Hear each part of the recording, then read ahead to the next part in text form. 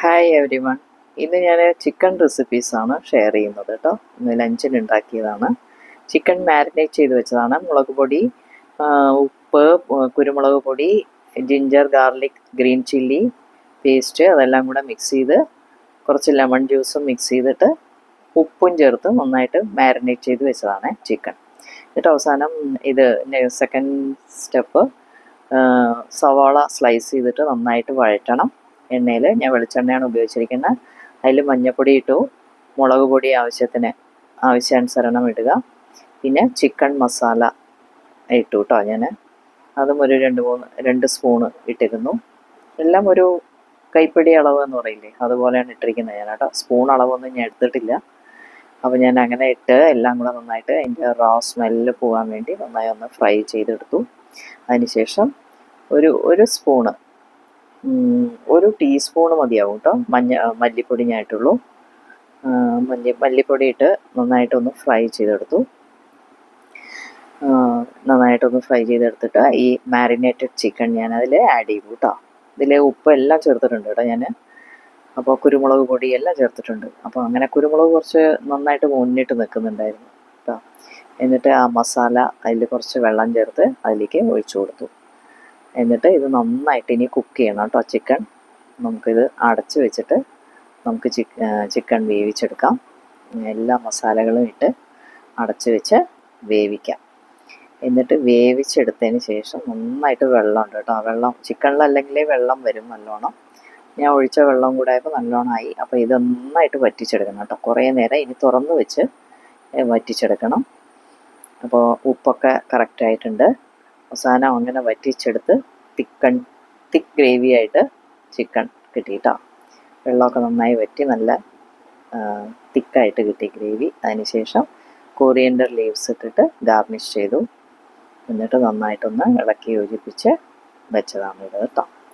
നന്നായിട്ടുണ്ടായിരുന്നു. പെട്ടെന്ന് സിമ്പിളായിട്ട് ചെയ്ത ഒരു ചിക്കനാണ്. ടേസ്റ്റും നന്നായിട്ടുണ്ടായിരുന്നു.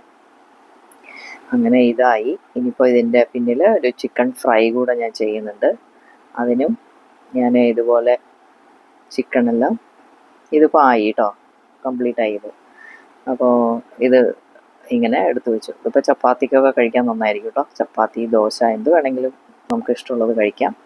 ഇത് മാരിനേറ്റ് ചെയ്ത് ഇത് ഫ്രൈ ചെയ്യാൻ വേണ്ടിയിട്ട് ഇതേപോലെ തന്നെ മുളക് പൊടി, കുരുമുളക് പൊടി, ജിഞ്ചർ ഗാർലിക് ഗ്രീൻ ചില്ലി എല്ലാം കൂടെ ഇട്ട് മിക്സ് ചെയ്ത് വെച്ചതിന് ശേഷം കുറച്ച് ഞാൻ അരിപ്പൊടി കുറച്ചിട്ടിട്ട് അത് മിക്സ് ചെയ്തിട്ട് ഞാൻ നേരെ എയർ ഫ്രയറിലാണ് ഇട്ടത് കേട്ടോ. ഇതാകുമ്പോൾ എണ്ണ ആവശ്യമില്ല. എന്നിട്ട് കുറച്ച് കോക്കനട്ട് ഓയിൽ ഇങ്ങനെ സ്പ്രേ ചെയ്ത് കൊടുക്കുക.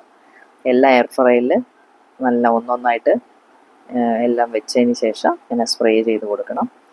എന്നിട്ട് അതിലേക്ക് വെച്ചു കേട്ടോ. 200 ഡിഗ്രിയിൽ ഒരു 16 മിനിറ്റ്സ് വെച്ചിരുന്നു. പക്ഷേ 16 മിനിറ്റ്സ് വെക്കേണ്ടി വന്നില്ല.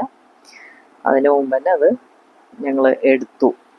ഞാൻ എടുത്തു കേട്ടോ. അത് നന്നായിട്ടായിട്ടുണ്ടായിരുന്നു. നമുക്കത് നോക്കാം, എടുത്ത് തുറന്ന് നോക്കാം നമുക്ക് ആയിട്ടുണ്ടോ എന്ന് ഇടയ്ക്ക്.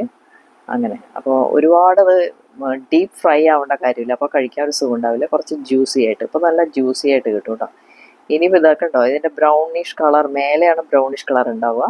എന്നിട്ട് വീണ്ടും എല്ലാത്തിനെയും ഞാൻ തിരിച്ചിട്ടിട്ട് വീണ്ടും ഒരു 10 മിനിറ്റ്സ് വെച്ചിട്ട് ഞാൻ വീണ്ടും എയർ ഫ്രയറിൽ അത് സെറ്റ് ചെയ്യാൻ വെച്ചു കേട്ടോ. 180 ഡിഗ്രിയിൽ 10 മിനിറ്റ്സ് വെച്ചു. എന്നിട്ട് 10 മിനിറ്റ്സ് ഞാൻ വെച്ചില്ല, 6 മിനിറ്റ്സ് ആകുമ്പോഴേക്കും ഞാൻ എടുത്തു കേട്ടോ. അപ്പോൾ നമുക്ക് കുറച്ച് ജ്യൂസി ആയിട്ട് കിട്ടും.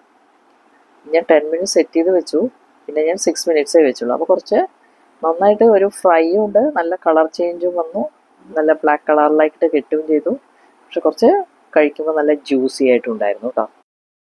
അപ്പോൾ എല്ലാവരും ഇത് ട്രൈ ചെയ്ത് നോക്കണം. അങ്ങനെ ഇന്നത്തെ ലഞ്ച് റെസിപ്പി ചിക്കൻ ആണ്. അങ്ങനെ ഇന്നത്തെ lunch chicken with rice, chicken fry and chicken curry with rice. ഇഷ്ടപ്പെട്ടുവെങ്കിൽ ലൈക്ക് ചെയ്യണം, കമൻറ്റ് ചെയ്യണം, സബ്സ്ക്രൈബ് ചെയ്യണം. Thanks for watching.